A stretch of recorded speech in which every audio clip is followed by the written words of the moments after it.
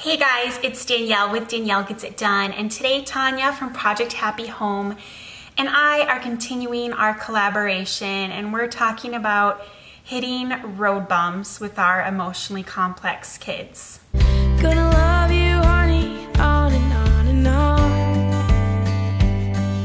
I'm a morning dove singing out a song. Tanya's video will be linked below. Her son has ADHD. My son has sensory processing disorder and ADHD, which is kind of an announcement in this video.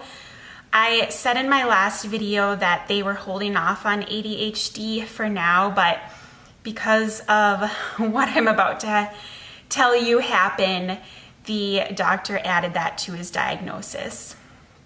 So things were going really well, and this has happened multiple times through our journey where there's kind of an emergency or a big block in the road, and I just work hard and make phone calls and appointments and move things around and research and just grind away until I fix the problem.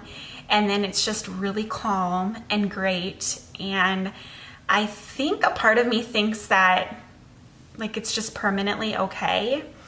And seemingly out of nowhere, something happens and I'm right back into emergency mode.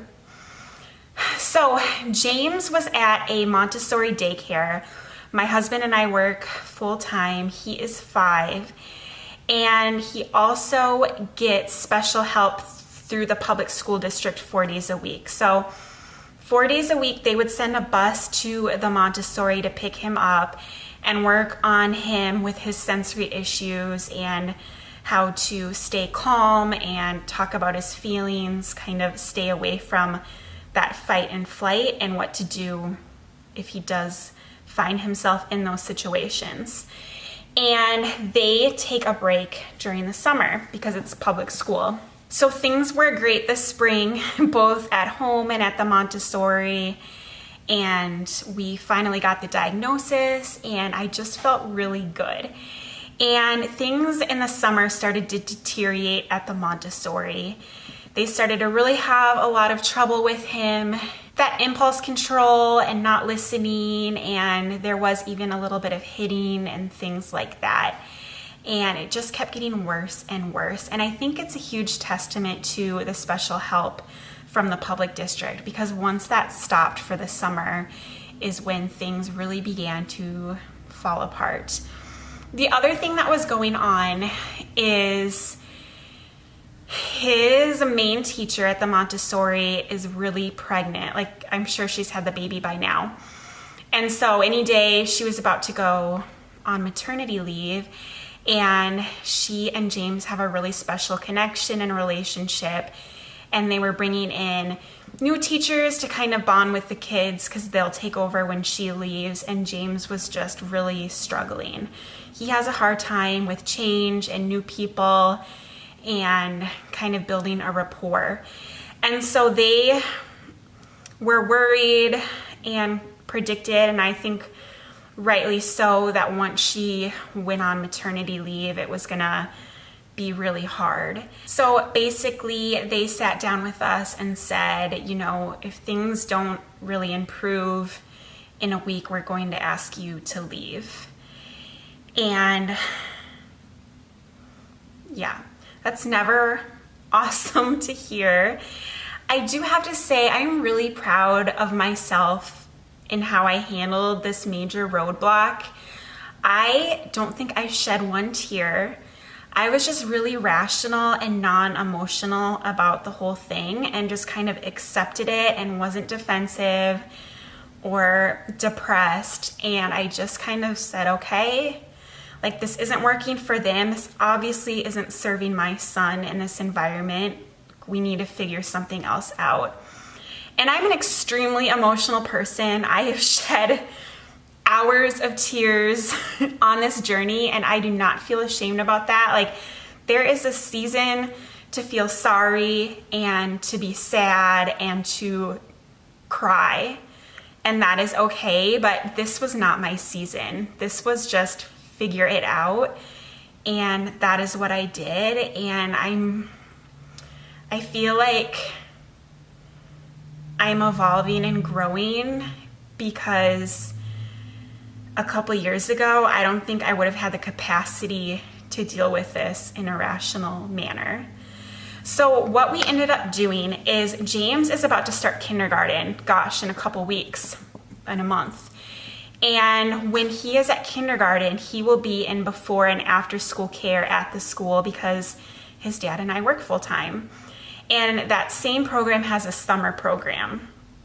And we had actually talked about moving him into that program at the beginning of this summer, but we asked for guidance and they all told us, and I agreed as well, like, since things were going so well, to not do that, because change is disruptive for him. So kind of like, if it ain't broken, don't fix it, and move him over, like, let him finish out the school year at the Montessori. So we called and they got us in right away. And like, this is not our first rodeo changing schools. This is the third time we've been politely asked to leave a school. He's only 5. We've left 2 other schools voluntarily because it wasn't working. This is not new to us, and transitioning to a new school is really tough for him because it's a huge transition, and transitions are harder for a kid like him. So got a phone call. So we were worried, and before the switch, he was really anxious about it and nervous and kind of crying the whole weekend before, saying he didn't like to meet people because he's so shy and he won't know where to go. And oh, my heart just broke. So we were kind of bracing for a hard time, and we have never had a smoother transition. He loves it. He got home that first day, and I don't think I've ever seen him so excited. He was just talking about how much fun he had and how cool it was and his new friends. And it's just been easy, and that's never happened to us before. They don't focus on academics in the summer. It's just fun and play, and I think that's really good for him, and he loves it. So that's been so amazing. It's a lot cheaper than what we were paying at the Montessori, so that's great. And he is going to hopefully have a smoother transition into kindergarten, because he's met a lot of kids that will likely be in his class. The teacher he has in the summer will be his same teacher for before and after school this fall, so that will be really beneficial for that. And then lastly, because of all of this, the doctor added ADHD to his diagnosis. She said she was really on the fence, but learning about this situation really put her over.